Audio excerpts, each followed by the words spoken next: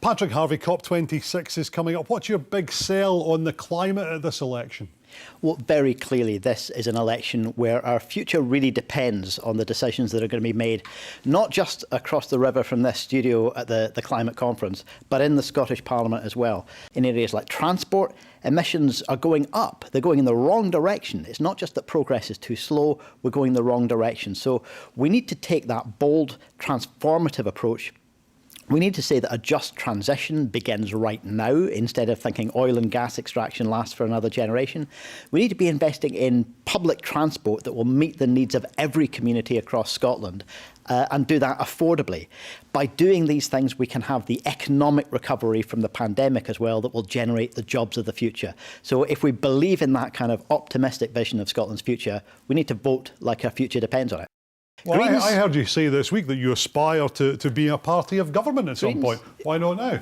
Greens in a wide range of countries, including many other European countries, have been in government. And I absolutely hold that aspiration for my party.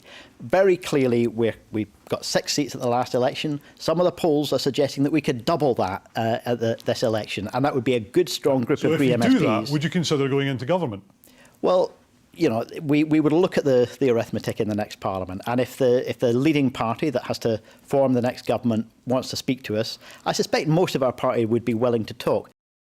There are really big differences, though, between ourselves and the SNP on a number of issues like oil and gas, like public transport, like the nature of the economy. Green pressure that got the government, the SNP, to stop working with the Tories to bail out the landlords and start bailing out tenants in the private rented sector, protecting them from eviction. Because we put pressure on the SNP. We always do that by putting positive, constructive ideas on the table. I wish other opposition parties would do the same.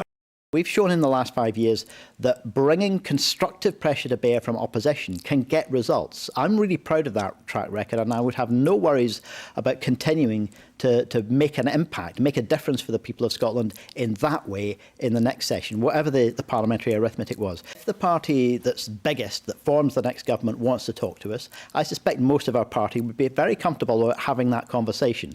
But it would be a tough conversation in terms of things like wealth taxes, in terms of things like investing in public transport instead of a multi-billion-pound road building programme that's going to make our climate crisis worse, not better. Let's come on to that in terms of transport. One of your big issues there is rail transport. You're talking about £22 billion of investment. Where's that money coming from? Is that scrapping all the roads investment? Over a 20-year programme. It would involve redirecting from road building, which makes not just climate emissions, but also congestion and pollution worse, not better. So it would involve redirecting. There's also a recognition across all the parties that the COVID recovery, the recovery from this pandemic, needs to be investment-led. It can't be left to the market. It needs the role of the state, including with borrowing powers, to invest in the priorities of the future. And if we're willing to do that, we'll not only reduce our emissions, not only have an economic recovery, but will create the kind of sustainable prosperity that will last for the 21st century. But isn't dualling the A77 in the southwest of Scotland to the ports, isn't completing the dualling of the A9, aren't they crucial services for the people of Scotland? There are certainly areas in our road network that need maintenance and that need safety improvements. But building ever more capacity in the road network is a self-defeating policy. It generates ever more traffic, which generates more pollution, more ill health, and it actually doesn't help the economy in the long run. It leaves people spending more of their money to spend more of their time stuck in traffic jams. To build a rail tunnel under the Forth, I haven't heard anybody saying that's something that's necessary at all. Only the Greens. Well, that's one element of as I said, a 20-year programme, and each element of it. It's a big one, £6 billion. If we were in the position of being able to deliver that whole programme, each element of it would be subject to scrutiny. But the scrutiny of transport policies in Scotland at the moment simply doesn't add up. Why do you need a tunnel?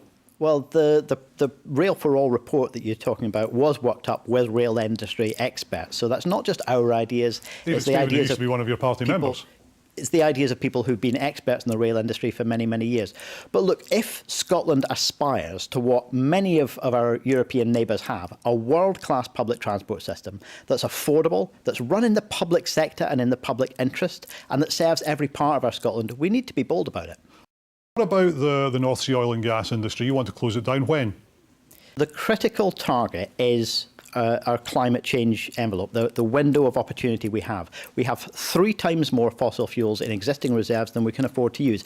So the transition away from fossil fuels needs to be on that timescale. It needs to be making sure that we're no longer using fossil fuels by the time we reach that maximum envelope. You say 9 years is your target for turning things round. Is that your target for closing down the North Sea? I think that it would be realistic to develop the alternative industries that the communities that are currently dependent on a dying industry, fossil fuels, they're going to need those alternative industries. We can invest in that. Let's not leave it to chance. Let's not leave it to the market. That failed Scotland in previous waves of deindustrialisation. When you see economic change coming, you have to plan for it. You have to invest in what's going to be needed for the future. So, talked earlier about wealth taxes and other taxes.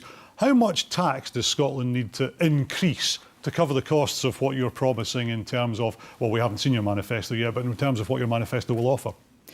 The really big challenge on tax is not to try and put a figure on it right now. And I don't think any party that does that now would be honest. The Finance Committee of the Scottish Parliament, just toward the end of the last session, said that we need a deep re-examination of our tax base. We've said that now isn't a reasonable time to be raising income tax, except perhaps an additional wealth tax for the very highest, a millionaire's tax. There's a case for that. There's a case for a pandemic kind of profiteers tax. Some of the big companies, global companies that have profited massively from the pandemic, a windfall tax on them would be reasonable. Not income tax at the current time, but we also clearly need to reform our local taxation system, which is broken, out of date and deeply unfair. Something else you have to plan for if you're in the Green Party certainly is another independence referendum. What would be a mandate for that in the next Parliament, do you think? Oh, very clearly a simple majority of the votes in the next Scottish Parliament. If the people of Scotland choose to elect a pro-independence majority in the next Scottish Parliament, then that's a mandate for that Parliament to decide. That's what there's been in the last Parliament, and it hasn't delivered, has it? Well, we believe that the continued opposition after yet another pro-independence election, if that's the result that people in Scotland choose, the continued opposition to that democratic principle is unsustainable, politically unsustainable, and potentially open to legal challenge as well. So we'll assert that case that Scotland has the right to make its own choice. Brexit has changed everything. Brexit is a betrayal of the democratic wishes of Scotland. Scotland's, not only Scotland, but also the people in Northern Ireland and the people across the island of Ireland have been betrayed. Scotland has been betrayed by Brexit. It's a deeply harmful position that we now find ourselves in, and it is at odds. It's directly at odds with the promises that were given in 2014, where the Better Together campaign said the way to protect our position in Europe is to vote no. Well, that wasn't true.